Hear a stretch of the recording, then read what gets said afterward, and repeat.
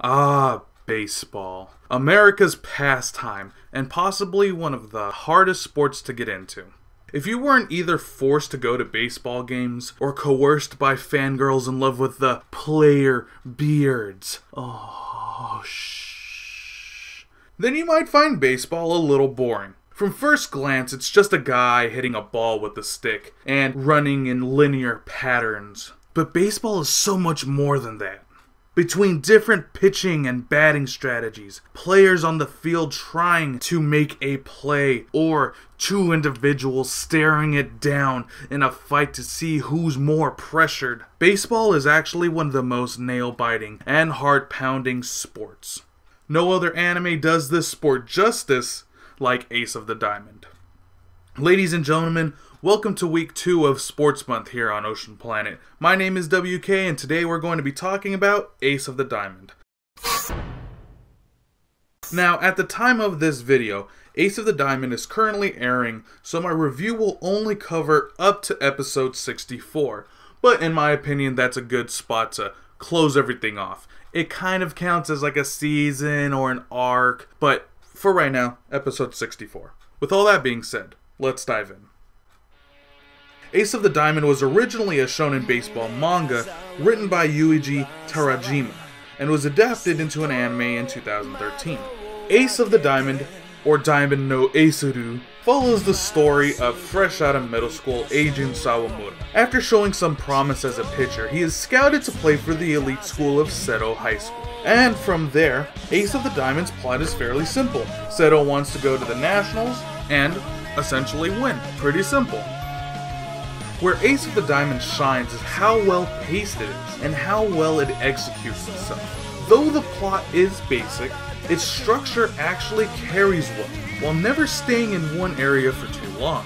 The training lasts for a short period, the games are played, and then we move on. But in these well-placed areas, you get outstanding character development, as each player on Seto's team fights not only just to stay on the team as a starter, but to also play as a team. Ace of the Diamond makes the mundane tasks of training sequences exciting, seeing what new ways a pitcher can throw or a batter can hit. In fact, though the show follows Eijun, it's never fully focused just on him, giving you the inside thoughts on the team as a whole. And at times it can be lighthearted and funny, breaking some of that overbearing tension that comes with the baseball game. It's not too dramatic, but it's not too comedic, giving the show a proper blend. But what about the boring baseball element that looms over? Well, it's crushed with showing how intense each player can be. Every pitch thrown is a hard, racing affair, leaving you wondering if it was a strike or not. And if the ball is hit, is it going to be a home run? Or are the fielders going to be good enough to stop it in time? The journey that the team takes is exciting, and the loves, laughs, and tears truly feel real to these characters. I'm rather weary on talking about characters in Ace of the Diamond because of how many of them have been properly developed. It's almost staggering. In fact, just the teams themselves, like Seto, all have some proper backstory elements. So I'll just go with some of the main characters of the Seto team and give maybe its and bits of the others.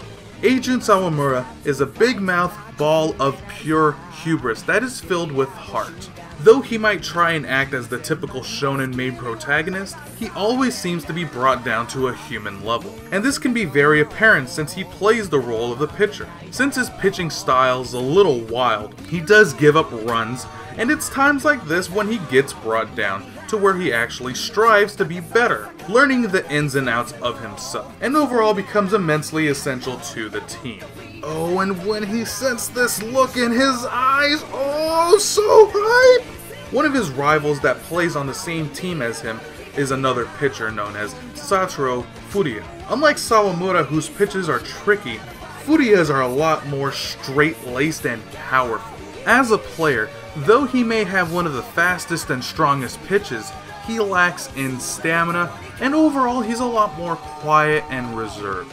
But there's times when he's pitching, when he becomes very, very aggressive and truly is this monster rookie everyone likes to talk about. Miyuki is the catcher and overall playmaker of the pitchers. Since he directs the pitches, his thought process usually becomes very analytical, analyzing the batter and the pitch to catch him off guard, but off the field he's a very lazy and tongue-in-cheek character. But his aggressiveness as a catcher shows him in the light he should be shown under. For the team, and I'm going to butcher most of these names, so forgive me. For the team, you get Masako, the third base, Isashiki, the angry center fielder, Yoichi, the free-spirited shortstop, Kawakami, the relief pitcher, Yuki, the captain, strong hitter and first baseman, Ryosuke as second base, and Tanba, the overall team's ace pitcher, with Haruchi, Sawamura's friend and pinch player. Besides these guys, one of the few people worth mentioning is the strong and suave and the cool coach Katoka. But in all actuality, the real character is the whole Seto team, as you see each and every one of them fight by the grit of their own teeth. Animation for Ace of the Diamond is probably some of the best choreographed, smooth, and intense looking visuals in any sports anime I've seen, give or take a few. Detail on every little aspect from the slam of a cleat to a swing of a bat feel fluid. Along with this, little quirks on each individual player like tufts of hair or individualized gloves gives each character and team a unique look. But the one thing Studio Madhouse does with this show that makes its style so unique is how well the setting is different, be it from the overbearing sun or the overall look of the stadium and its patrons. It always feels fresh. Talking about patrons and the stadium itself, there's times, and we're moving on to sound here, but there's times when in the bleachers, the fans are singing, chanting, and it's really intense. You feel like you're part of the crowd is what I'm trying to say. And these little tings and tangs from the bats, or the sound of sand and gravel rolling under the cleats, blows me away. Truly blows me away. But that's everything sound-wise. Like music during some of the scenes that intensify the actual pitch or play, keeping your heart racing. As for openings and endings, yeah, they are sporty, but none of them individually really stand out to me as being amazing. But, they do actually properly hype you up, so they do their jobs.